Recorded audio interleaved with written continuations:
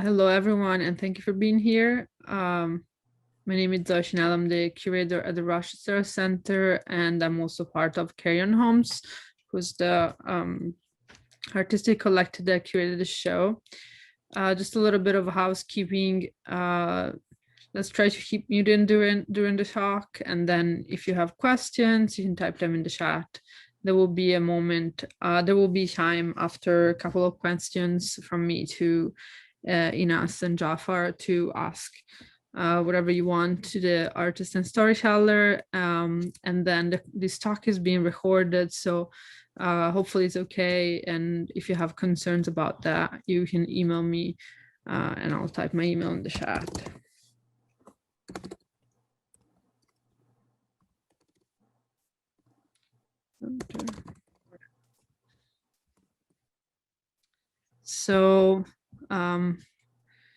So the Rochester Center welcomes the Iraqi American Reconciliation Project to present a traveling exhibition that explores homemaking and memories in the portraits of Iraqi Minnesotan by Iraqi Minnesotan photographer Ahmed Alshaikhli and Jaafar Alnabi.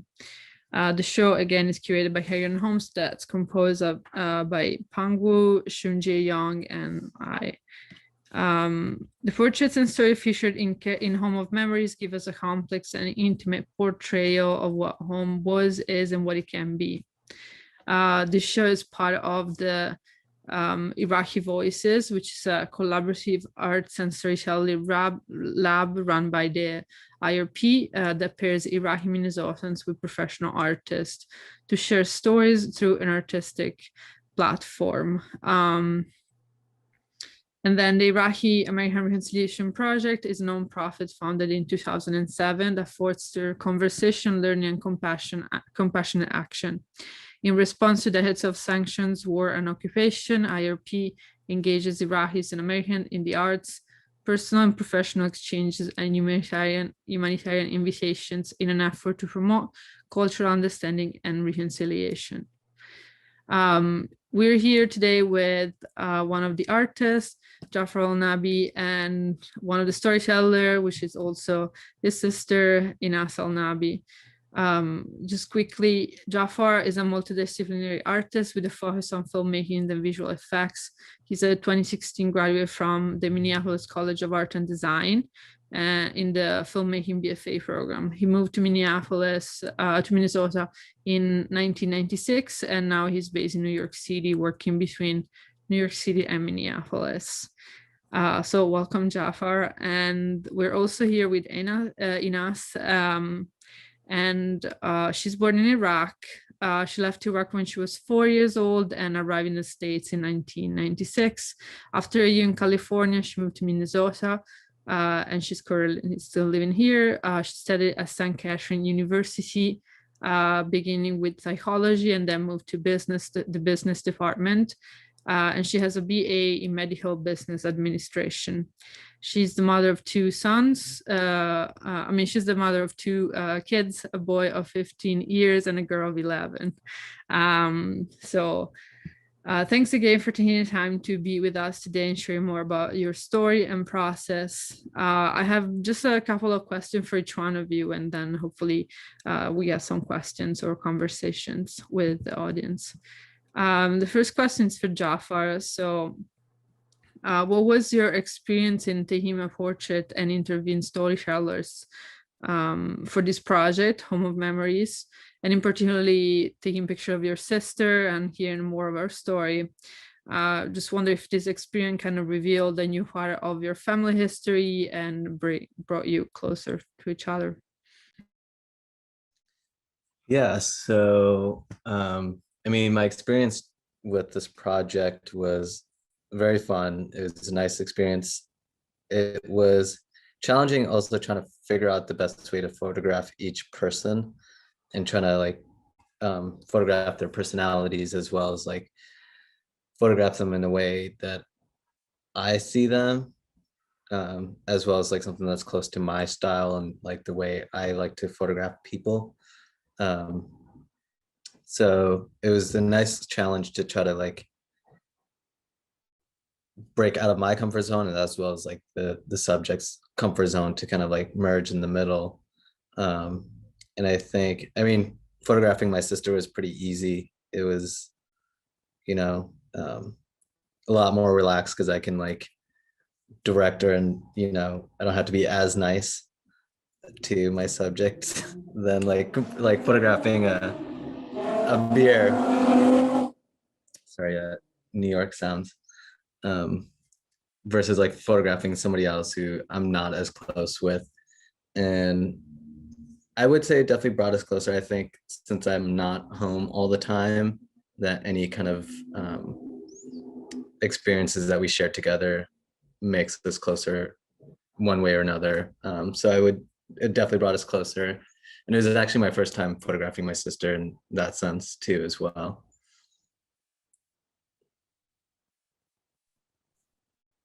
I guess maybe I have a second part of this question that wasn't planned, but since we're Yeah. here.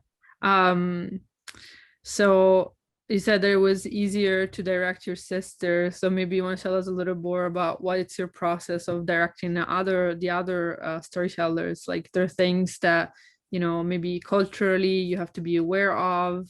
Right. Yeah. I think it's just the natural of like, or kind of the nature of photographing somebody that is not usually in front of a camera, and trying to like make them more comfortable versus like in front of a camera, and to direct them in a way where it's like, okay, um like how can I pose them, and as well as also like, yeah, being respectful culturally, and photographing somebody that's way older and photographing older woman, things like that, where it's like there's a lot of kind of boundaries in that kind of sense. um but I photographed a lot of people that's never been in front of a camera before, so it's just a little bit easier to help them like relax, kind of direct them in that sense. um so I guess my process was really just kind of like a lot of times just like talking to them, and just like make them forget that we are here taking photos and photographing, but just like talking to them naturally. um I think is one of the best ways to kind of like get somebody to like break out of their shell and be more comfortable in front of a camera.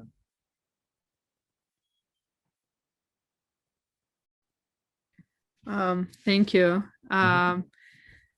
I mean, I have a lot of follow-up questions about it, but maybe we'll get back to it Yeah. later. Um, and so, Eynas, you grew up mostly in Minnesota, right? But your cultural background is Iraqi. So, what aspects of Iraqi culture do you identify with the most? And what is on the other side, like your relationship with American culture? Yeah, so I don't know. I find this to be a little challenging just because, you know, uh, going back to like my childhood and growing up in Minnesota and living in a family where our culture was very much implemented in our daily life, and then you go to school and it's a completely different culture. So that was very challenging growing up, but I feel like as I got older, I kind of learned how to, I guess, live both cultures in different situations or different environments. So I feel like at home, around my family, around my friends, even my white friends, I can be the Iraqi that I am without being uncomfortable.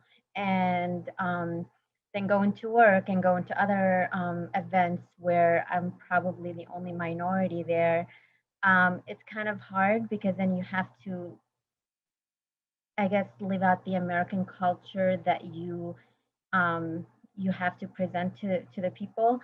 So at home, and I'm even with my kids now, I feel like the older I get, the more I'm like, I want to implement my culture more and more. I respect the American culture. There are a lot of things that I, you know, teach my kids, but I mainly focus on the Iraqi culture because I realized as I got older, our culture is is beautiful. We have so many beautiful traditions and so many beautiful holidays and rituals that I kind of grew up being taught, but I was more, I guess you can say, embarrassed because I didn't want to, as a child, feel left out or feel like I'm not part of a group.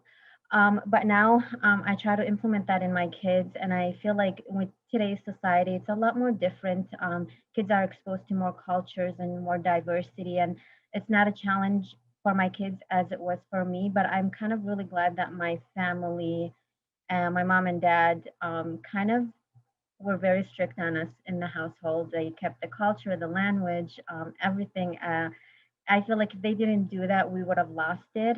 And now that, at this time in my life, I try to expose my kids, even my friends, just, like one of our cultural, Iraqi cultures were um, very welcoming. We love having people over, and when we have guests over, you go above and beyond for your guests. And when I have my friends over, it's just a natural instinct that I just, you know, make food and drinks and just make everybody feel comfortable. And growing up and looking back at how my mom treated our guests and things like that, I see myself doing that too. And that's such a beautiful thing because your guests feel comfortable, your guests feel welcomed, and there's just so many different aspects of the culture that I just want to keep implementing into my life, into my kids' life, and to the people around me, my friends, my coworkers. And I think the best part of it is not being embarrassed about it anymore, just being very proud of it because now I know, I understand the history behind it. Understand all of that I didn't know before, and just being very proud of it.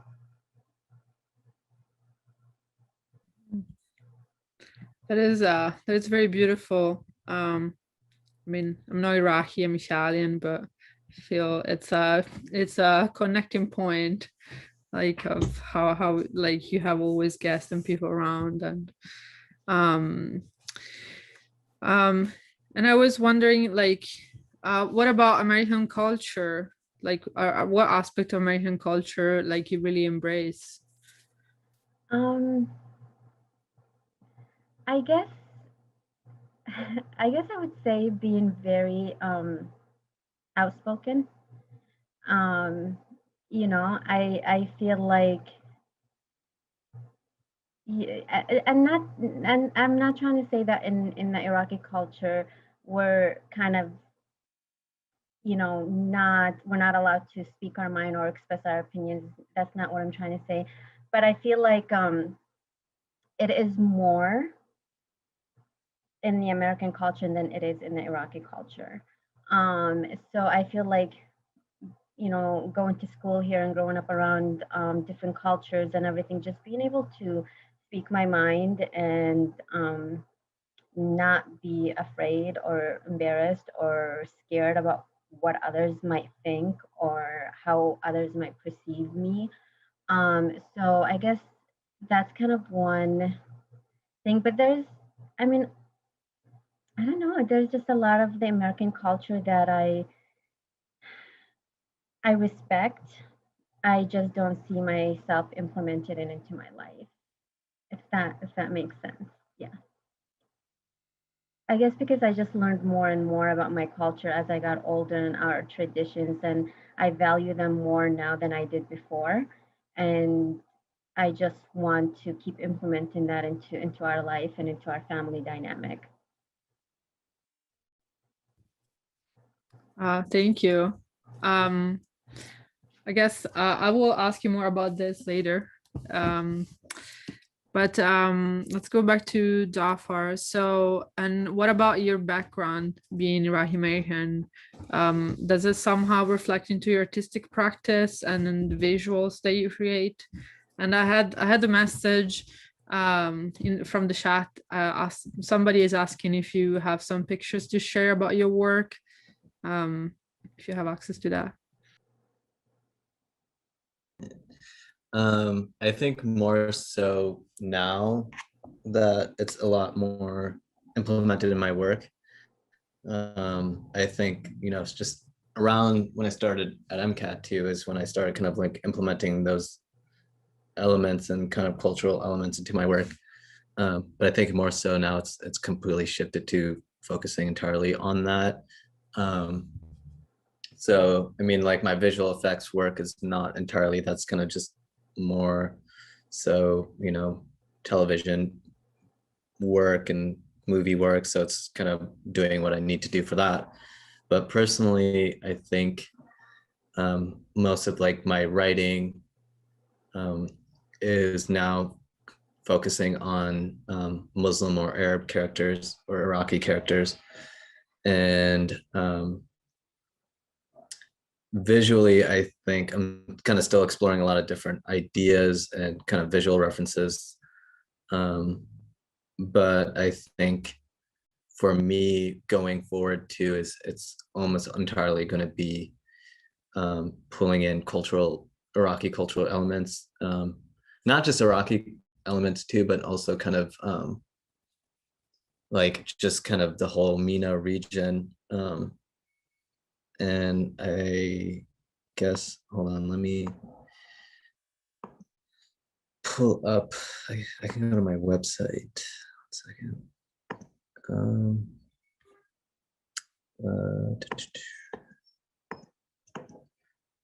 do I screen share?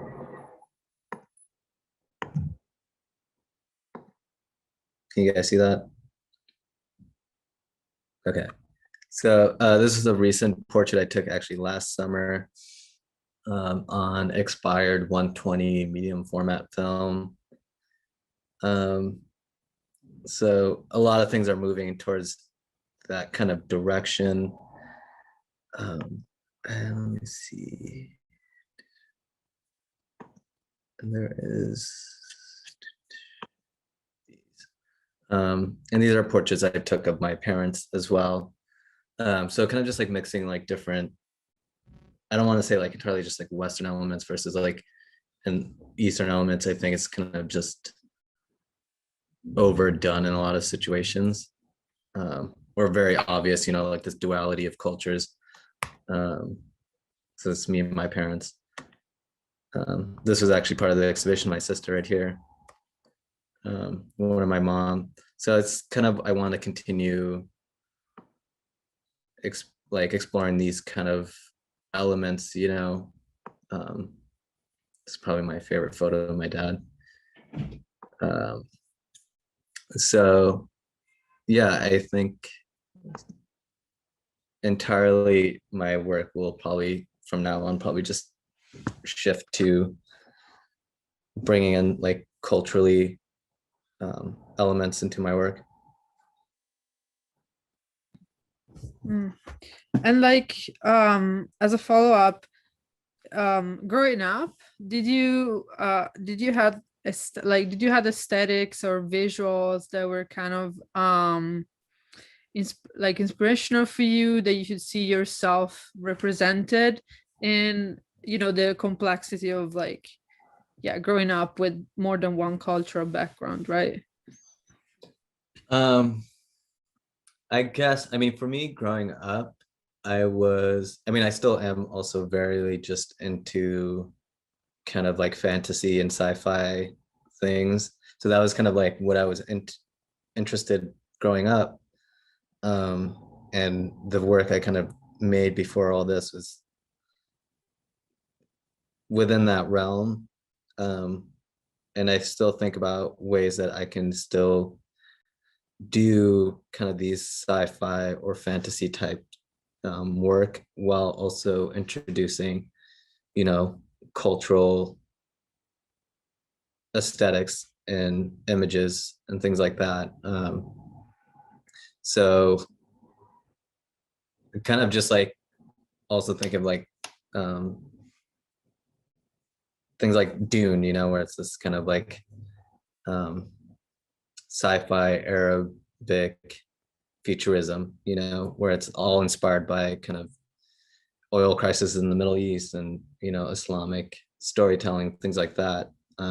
those kind of things do inspire me a lot as well.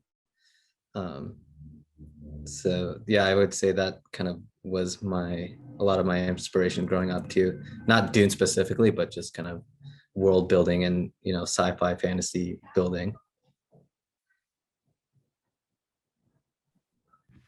Thank you. And thank you for sharing more of your work. It's interesting to see the direction. Thank you. So Eynas, do you ever, I mean, I know right now we're kind of stuck worldwide with traveling, but did you use, or are you planning to travel back to Iraq? Do you go back and forth a lot when possible? And do you bring your kids with you? How are you teaching them Iraqi culture? Yeah, so I actually haven't been to Iraq since I think my last trip was back in 2008, and at the time my son just 2010. no, I actually didn't go You with didn't my come with dad in us? 2010. Oh yeah, that was I no, was that was pregnant.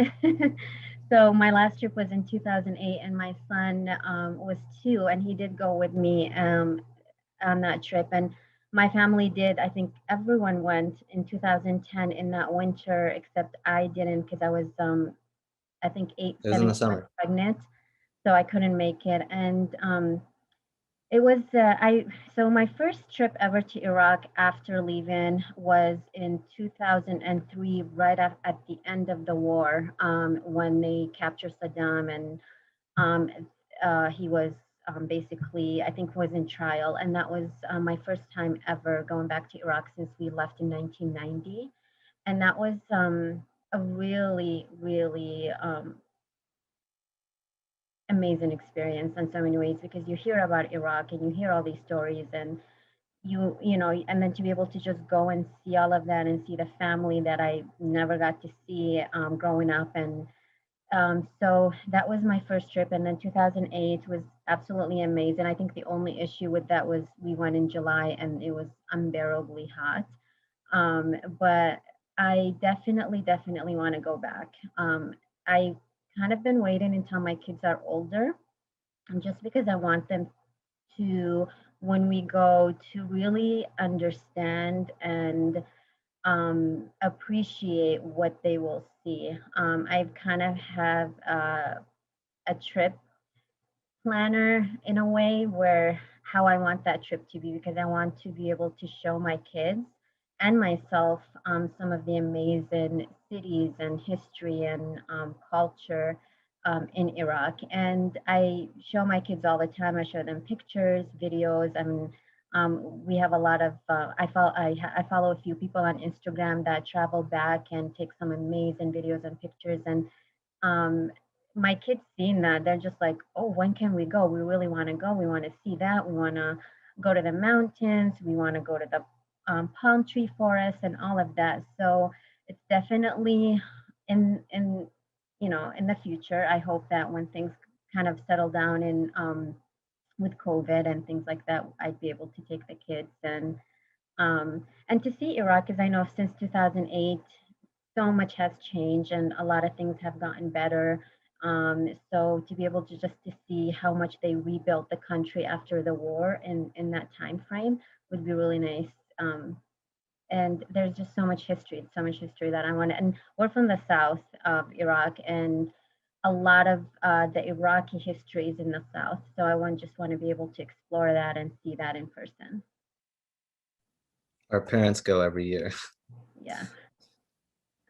You know, Dad is really thinking about going this year, but we're trying to get him to kind of wait until things Yeah, settle down. Yeah. I already talked to Mom about it. Yeah.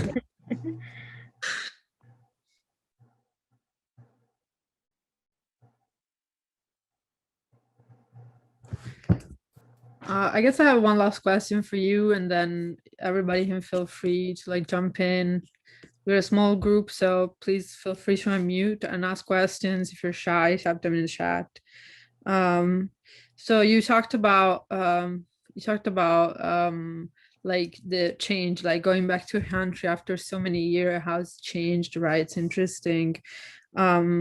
And I wonder how's kind of like the political and cultural climate has changed for people like you that travel from the States or from other countries, do you find much similarities with like the States right now, or no? Or just like different? Yeah. I mean, I remember in 2008, the most, it was it was a culture shock, to be honest with you. You know, as much as, you know, our my parents instilled our culture, traditions, within us in our household. When I went, it was completely just different. It was really hard to adjust in the beginning, but then you kind of learn to become part of the community. And I remember no matter what I do, whenever we go out, everyone would know that I am not from there.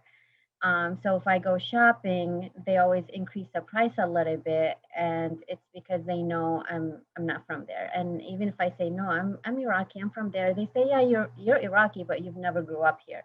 We can just tell in the way you walk, the way you present yourself, you're not. So I guess, you know, and the hardest part for me was that a lot of people going back would say, you're not Iraqi, you're American. You know, you might have been born here, but you're not. You're American, you grew up in the American culture, but then you come to back home here, and then people, you always hear that, you know, you're not American, you're Iraqi, you're, you know.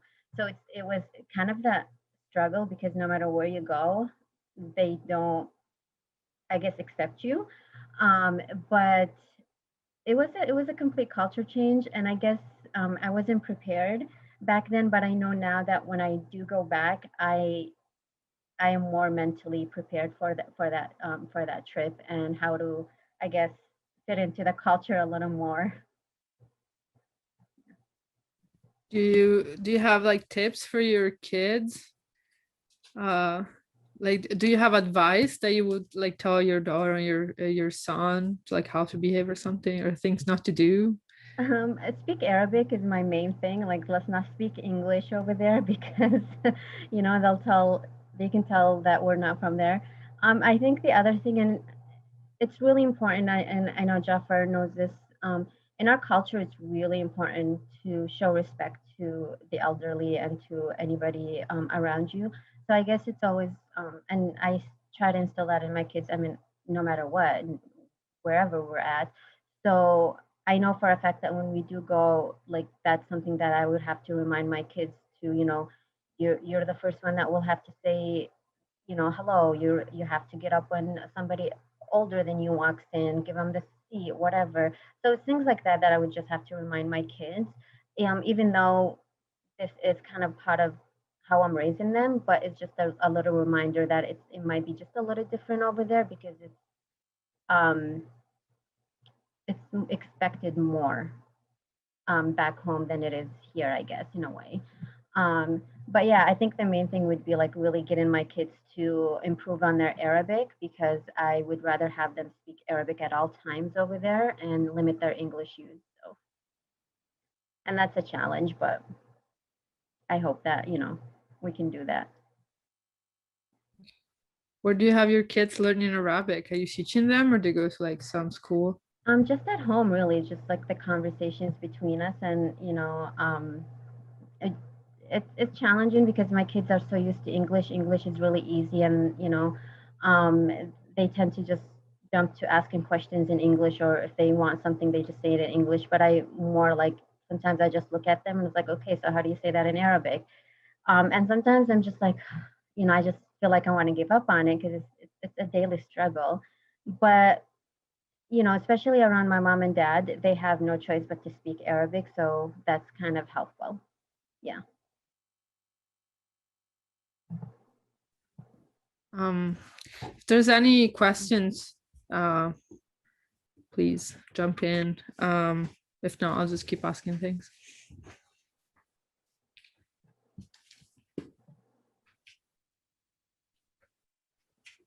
I posted a link to my website on the chat for whoever else wants to see it. Thank you. And I'll put a link to the Home of Memories exhibition on our website. Jaafar, can we see your photos and your artwork on YouTube?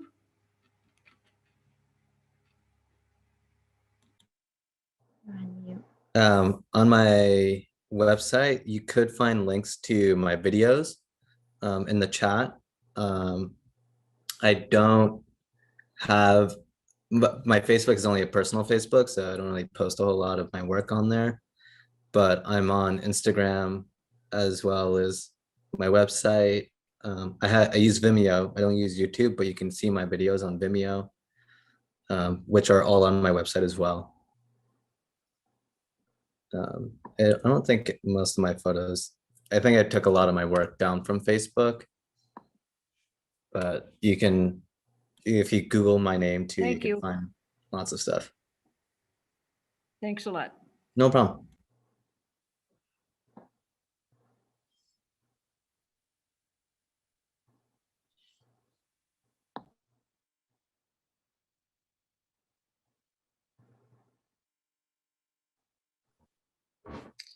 Well, following up on what Eynas said, I was wondering, did you have a cultural shock when you first visited Iraq? Jaafar? Yeah. I thought you were asking my sister. I was kind of confused. I'm trying to remember. I definitely felt out of my element. And because I think I was like 12 or 13. And I specifically remember is me and my brother when our family greeted us at the border, and we just didn't really know who was who, and we ended up just um like hugging and kissing this lady that turned out to be a homeless lady that was asking for money. um and we weren't sure like who was who, and so there was definitely moments like that, where you just like kind of, it's kind of comedic in the sense where it's like you throw in like a bunch of little teenage kids and they're familiar enough, but like definitely out of their element. So I wouldn't, in a sense, yeah, it was a culture shock. But I think it was just kind of like it took a while to adjust to cultural things that you kind of knew growing up but weren't like practicing in a way, since growing up in America, and just kind of like the way you would act with like family members or other people that you would meet. Things like that was like taking a little bit of adjusting to. um, so yeah, it was a little bit of culture shock. Less so when I went back in 2010, which was the last time I went. And I think if I went this time around, pretty soon, it wouldn't be as much of a, I would know what to expect for sure. And it'd be a lot easier, quicker to adjust to people and the culture, more so the culture and the environment.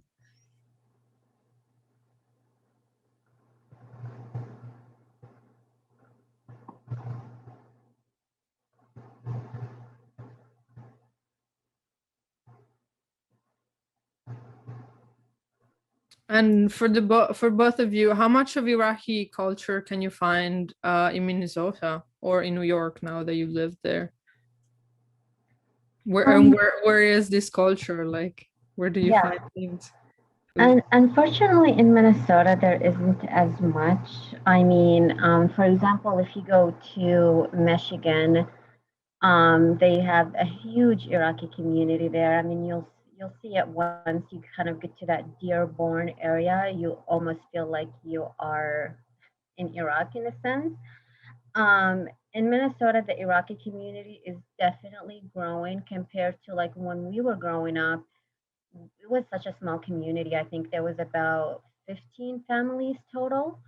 And now I don't even know now the number is way bigger in almost thousands. So it's definitely growing. I do see that in the future with the growth of the community, we will probably see more of the culture in the community. We'll probably see more restaurants, more Iraqi style coffee shops, and things like that as the community grows. So I kind of similar to how Michigan is. I do feel that coming in the next few years with how big the community is getting. Here in New York, there really isn't. I think I've met like less than a handful of other Iraqis, but there is a large community of other Arabs and MENA population. A majority here is like Egyptians. Um, I don't I don't even think there's like an Iraqi restaurant in New York. Um, but there is a great community of just the MENA population. And it's really nice to have that, even if it's like not Iraqi, we're all very close together.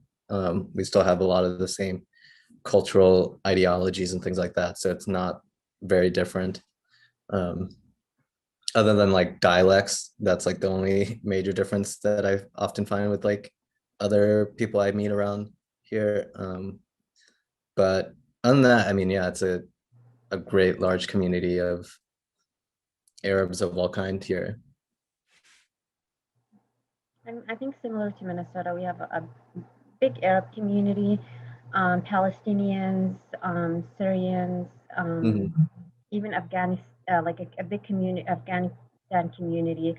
Um, so you'll find the restaurants and all of that, but the Iraqis just kind of still growing in a way.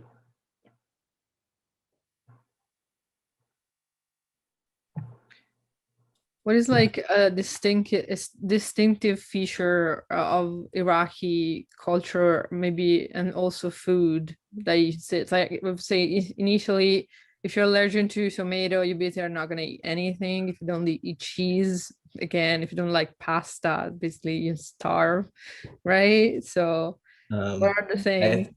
I would say one of the like a big Iraqi thing. Well, I guess in terms of food, maskoof is definitely like the big dish here. But I'm also very, anytime someone like mentions a dish, I'm like, oh yeah, that came from Iraq originally. So like like your dolma, your grape leaves, all that stuff came from Iraq. And I will argue to the death about it. Even though like a lot of different regions will have pretty much the same thing. I think it really does kind of a lot of it originate in Mesopotamia. So I would say, yeah, like maskoof and the big flatbreads, kebabs. Yeah. Yeah, kebabs are very. Like the Iraqi kebab is so distinct. It's nothing like what you see in any Middle Eastern restaurant. Yeah. And even the grape leaves, it's the way Iraqis do it. There is no other Middle Eastern culture does it the way we do. It's I mean, I can be biased, but it's probably the best. Yeah. I think also too is with Iraq you have so many different smaller cultures as well. You have like Assyrians and Kurds, so those kind of like Assyrian style like dolmas are kind of like spread throughout Iraq. I've had it so many times, but you don't see that. Like I don't see that with like Lebanese type dolmas or like other types of countries doing like pretty much the same dish, but I think Iraq does these things very specifically and honestly, yeah, the best way. Yeah, I mean, I've had friends who, talk about, oh, I love grape leaves, and, they're obsessed with grape leaves, and I invite them over for Iraqi grape leaves, and they're just like, what? What have I been eating before? It's completely different. It's yeah. So are you able to like find any of this food anywhere, or you have to make it yourself? You have to You make just have it, to make and it. Yeah. yeah, and you know, every time I've had grape leaf, it depends on who makes it. Everybody has their way, Mm. but nobody can ever get it wrong. It's sweet, it's almost sour, it's warm, it's just so delicious. It's yeah. I might have to invite you one day for it. Well, I'll be happy to Our try mom it. makes really good, Yeah. really good dolmas. Yeah. Yeah, I think we had some Iraqi food for the celebration, but I didn't think that the dish you mentioned it was part of it. Yeah. And Once what you also try our mom's bread, game changer. Yeah. Yeah.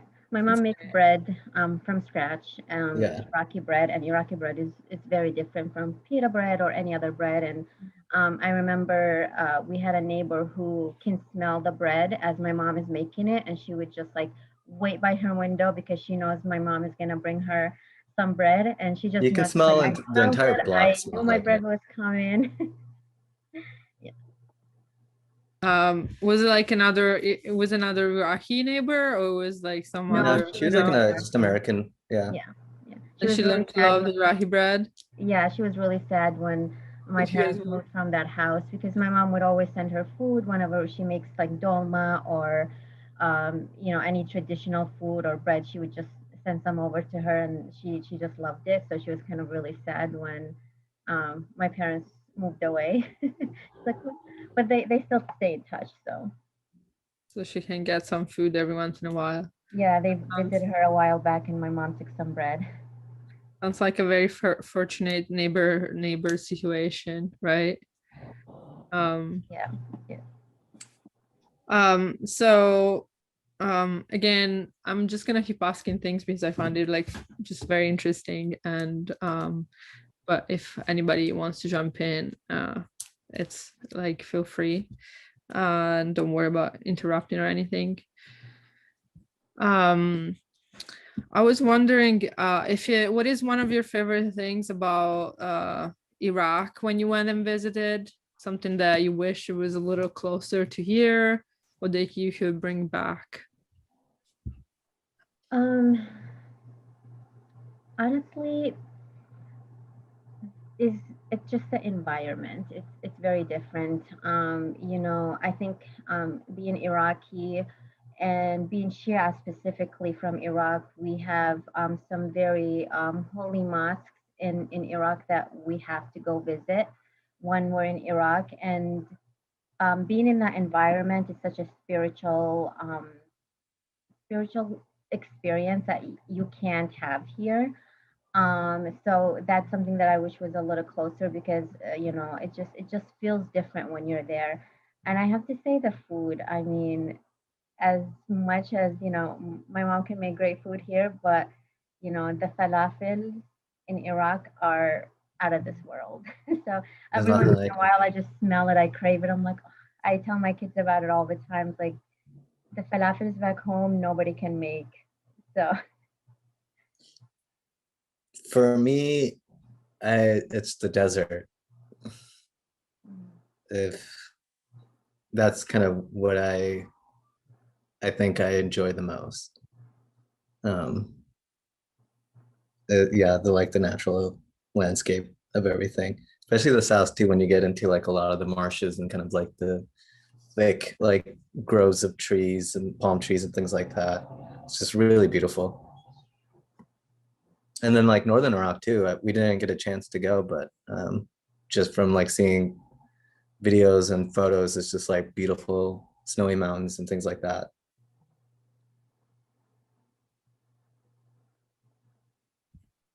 Um, do you guys have plans in the future to like visit? You know, whenever yeah, possible. for sure. Yeah, so some of them my writing would involve me going Mm. back. Um, so And like, what are the things that you would like to do there, both of you? well, for me would be to film, to shoot, um, to shoot these stories that I'm writing that are based in Iraq. That's ideally what I would be going back for. For me, I love the mountains, and I want to be able to experience the mountains in Iraq.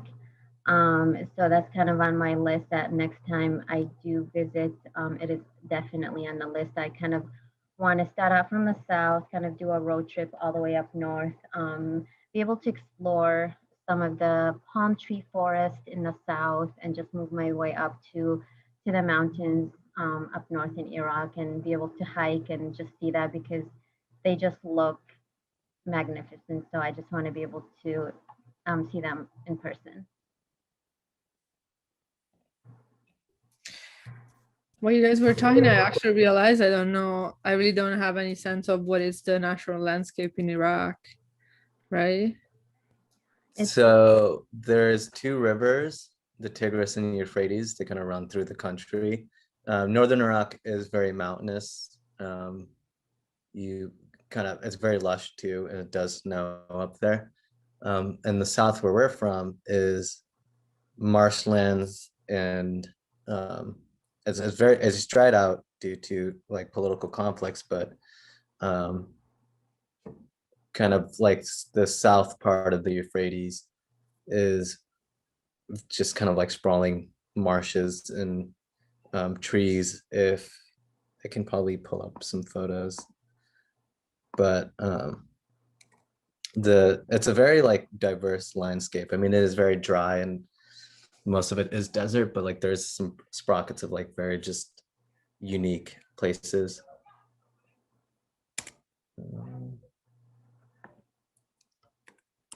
Yeah, some of the mountains in up north. I mean, there is even one area up north in Iraq. It almost looks like the Grand Canyon. It's like the Grand Canyon in Iraq is just amazing. And then you have the other part of Iraq where you look at the pictures and you're like, well, that looks like Colorado, like the just the mountains in Colorado. So it's really interesting. Well, so this is some of the marsh villages.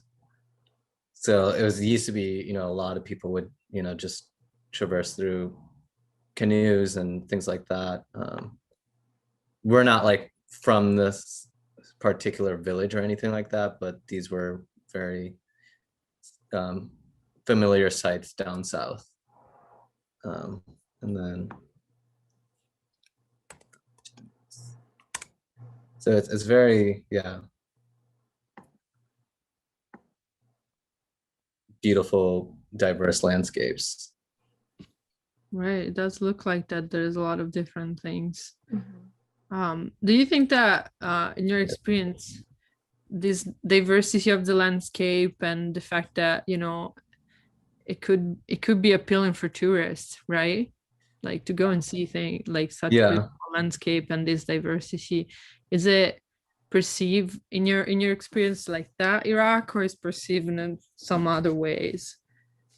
Unfortunately, I feel like Iraq is perceived as a war-torn country. Every time anybody asks me till this day, where are you from? And the moment I say from Iraq, right away they just ask, how is it still as bad? I heard on the news this is going on. So everybody has this assumption that Iraq is just basically a war-torn country. And it just shocks me that, people don't look beyond what they just see on the news. And when I tell them, like it's nothing like you see on the news. It's, like I would show them pictures of the trips my dad and my mom make, and they're just shocked to see that this is actually in Iraq. Even just sometimes on my Instagram or my Facebook, when I share some of these pictures from some of the tourists that go and take these amazing pictures of the landscapes, people are shocked that this is in Iraq, because in their mind, it's the images they see on CNN or Fox News, not what the country really has to offer. And I think that's what makes Iraq so much more interesting than a lot of other surrounding Middle Eastern countries is that due to this kind of like diverse landscape, we have such a diverse culture within Iraq as well. So that's why you have like Kurdish and Assyrians and like Mesopotamians and things like that, you know, they all kind of have these rich cultures within themselves. And I think that's why oftentimes I tell people I'm Iraqi rather than I'm Middle Eastern, because, you know, being Iraqi is more than just being Arab. And then kind of going back to what Jafar says, I think having all those different cultures within Iraq and different communities and even religions within Iraq, the most beautiful thing about it is that everybody kind of lives together in peace. There is no, you know, you see on the news and you see all over social media that there's, you know, kind of conflict and all of that. But really, like, even just hearing stories from my mom and dad talking about how, you know, they've had neighbors who were Assyrians and they had neighbors who were Christians, and nobody really ever felt left out because of who they were. Everybody kind of lived together, and it still is to this day. I mean, you see all the time, we see all the time, you know, the Christians and the Muslims celebrating holidays together. It's such a beautiful country that the people really do love each other and respect each other no matter what background you have. It's just like, as long as you are Iraqi, it doesn't matter what faith or what part of Iraq you're from. It's kind of like automatically like, oh, you're home. And it's such a beautiful feeling, and I don't see a lot of that in other communities as much as I do see it in Iraq. The moment you say I'm from Iraq and the other person is from Iraq, it's that feeling of you're home and you feel comfortable and you can just easily talk with even a stranger just because you're from that same country. And that's what I love the most about it. Well, thank you for showing us pictures of Iraq, Jafar. It does make me really want to like go and travel there. And thank you, Eynas, for like talking about yeah, how you feel like that. I think what you just said, it really ties back to the theme of the show, right? Like, what does it makes you feel at home? And it seems that community is like your answer. Before we wrap up, if there are not more questions, I guess maybe I'll just ask one final one to each one of you. Jafar, is there any project that you know, it's coming up that you want to share a little bit about so we can keep track of your work? I mean, stuff that I'm working on, but nothing like in like real fruition. I have a short film that I'm applying for grants for. So it's not an Iraqi story, but it's going to be like it's a Arab story in a sense. So I have that, and I guess it's really just kind of see if I can get some of these like writings, screenplays like out in, maybe somebody might be interested in like making it, or like funding it, I mean. But other than that, that's kind of it. It's been a wild year, and I think also just kind of like focusing on my VFX career has been kind of one of the forefronts, so it's not been a whole lot of personal projects too much. Well, I hope that you make it to Iraq and you can shoot your movie, and that Thank you. somebody, you know, picks up on your writing and Yeah. can produce them. That would be awesome to see something like that happening. And Eynas, what is happening in your life that's really exciting for the fall and the winter? Hopefully I'm in the market for buying a house, and I'm hoping that I can find one soon. So that's kind of really what I'm really working on right now, is just kind of trying to settle in and get my own house. But I am in the a process of looking at grad schools. Eventually, that's the next step, is applying for grad schools once I buy a house and get that kind of out of the way. But just even growing within the career I'm in right now, I have some goals within the field I'm in, just growing within that, and hopefully saving enough money to go back home for for a few weeks and exploring the country with the kids. That sounds great. I hope you find a house soon. Thank you. I've been Intense looking since process. March. It's been a while. Right. Yeah. Thank you both so much for sharing so much about your culture and your story and your work. The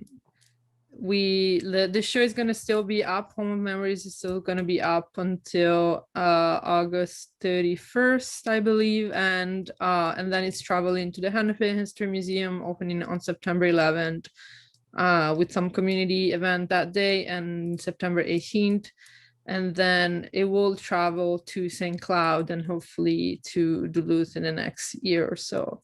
So yeah, It's exciting. anyway, right. Try to get into New York.